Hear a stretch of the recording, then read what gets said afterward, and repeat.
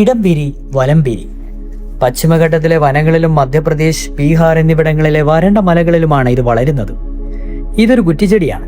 ഈ ചെടിക്ക് ഈ പേര് ലഭിക്കുവാൻ കാരണം ഇതിന്റെ ഫലങ്ങളുടെ പ്രത്യേകമായ ആകൃതിയാണ്. ചില ഫലങ്ങൾ ഇടത്തോട്ടും മറ്റേ ചില ഫലങ്ങൾ വലത്തോട്ടും പിരിഞ്ഞിരിക്കുന്നതിനാൽ ഇടംപിരി, വലംപിരി എന്ന പേര് ഈ സസ്യത്തിന് ലഭിച്ചു. ആവർത്തനി, മൂർവ, ആർവർദ്ധ മാല, മൃഗാശങ്കിനി, മരോടഫലി എന്നീ സംസ്കൃത പേരുകളിലും ഇതറിയപ്പെടുന്നു. ഇംഗ്ലീഷിൽ ഈസ്റ്റ് ഇന്ത്യൻ സ്ക്രൂട്ടി എന്നാണ് ഇടംപിരി അറിയുന്നത്. ഇതിന്റെ ശാസ്ത്രീയമെന്ന നാമം ഹെലിക്ട്രസ് ഇസോറിയ ലിൻ എന്നാണ്.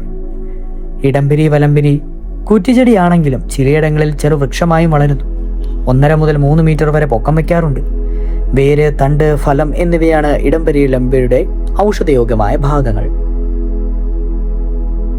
ഔഷധ ഗുണങ്ങൾ നോക്കിയാൽ ഇടംപിരി, വലംപിരി കുടലിന്റെ പ്രവർത്തനം ശക്തിപ്പെടുത്തുന്നു. ഇതിന്റെ ഉപയോഗം കഫത്തെ കുറയ്ക്കുന്നു. ഒരു വേദന സംഹാരിയും ഇടംപിരി, വലംപിരി ഉപയോഗിക്കുന്നു. ചൊറി ശമിപ്പിക്കുന്നതിന് ഇടംപിരി, വലംപിരിക്ക് കഴിവുണ്ട്. ഉദരക്രമി, പ്രവാഹിക, പിത്തശൂല എന്നീ രോഗങ്ങളെ ശമിപ്പിക്കുന്നതിന് ഇടംപിരി, വലംപിരികൾക്ക് കഴിവുണ്ട്. ഇതിന്റെ ഉപയോഗം പ്രമേഹ ശമനത്തിന് വളരെ നല്ലതാണ്. ഔഷധ പ്രയോഗങ്ങൾ നോക്കിയാൽ ഇടംപിരി, വലംപിരിയുടെ തണ്ടിന്റെയോ വേരിന്റെയോ തൊലി കഷായം വെച്ച് കുടിക്കുന്നത് അതിസാരം, പ്രവാഹിക, പൈത്തിക വികാരങ്ങൾ എന്നിവ ശമിപ്പിക്കുന്നതിന് ഫലപ്രദമാണ്. ജീവകം, ഇടവകം എന്നീ ഔഷധങ്ങൾ കിട്ടാതെ വരുമ്പോൾ അതിനു പകരമായി ശവനപ്രാശത്തിൽ ഇടംപിരി, വലംപിരി ഫലം ചേർക്കാറുണ്ട്.